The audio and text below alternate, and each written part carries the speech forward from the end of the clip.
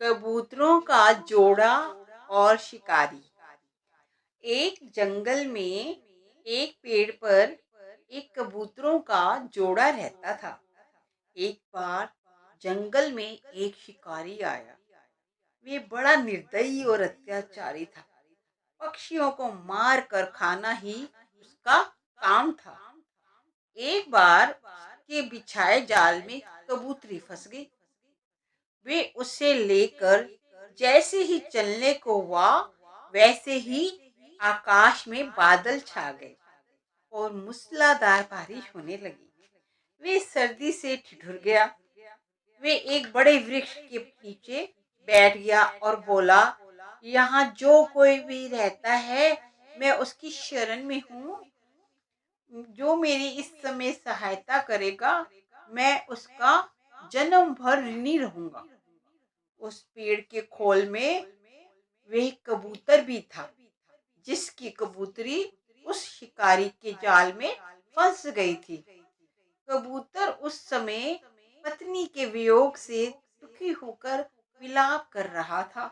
कबूतर को विलाप करते देख कबूतरी ने सोचा, मेरा धन्य भाग्य है जो ऐसा प्रेमी पति मिला।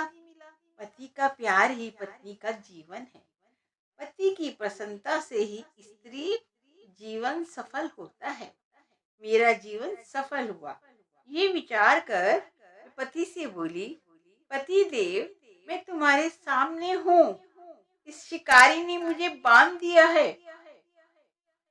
ये मेरे कर्मों का फल है।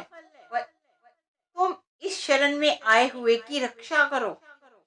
कबूतर ने शिकारी से कहा, हे शिकारी, चिंता ना करो, इसे अपना ही घर समझो और मुझसे अपनी समस्या कहो। शिकारी ने कहा कि उसे सर्दी लग रही है। कबूतर ने सूखी लकड़ियां इकट्ठा कर दी और पास ही गांव से जलती लकड़ी लाकर शिकार के लिए आग जला दी। कबूतर ने शिकारी से कहा, हे शिकारी, कुछ और सेवा हो तो कहो। शिकारी ने कहा कि उसे भूख भी लग रही है। बहुत सोचने के बाद अपने शरीर से ही शिकारी की भूख शांत करने की सोची। वे जलती आग में कूद पड़ा। अपने शरीर का त्याग करके उसने शिकारी के तर्पण का प्रण पूरा किया। शिकारी ने जब कबूतर का ये अद्भुत बलिदान देखा, तो उसकी आत्मा उसे धिक्कारने लगी। उसने कबूतरी को जाल से मुक्त कर दिया और पक्षी पकड़ने वाले उपकरणों को तोड़कर फेंक दिया। कबूतरी ने भी विलाप करते हुए, पति बिना कोई जिंदगी नहीं होती, वे पतिव्रता भी आग में कूद पड़ी।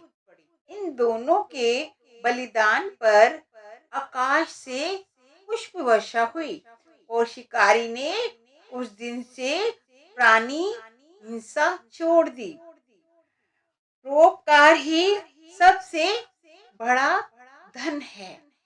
ये कहानी हमें समझा रही है कि हमें अपना जीवन दूसरों की भलाई में लगाना चाहिए, ना कि अपने आप को ऊंचा बनाने के लिए दूसरों की जान लेनी चाहिए।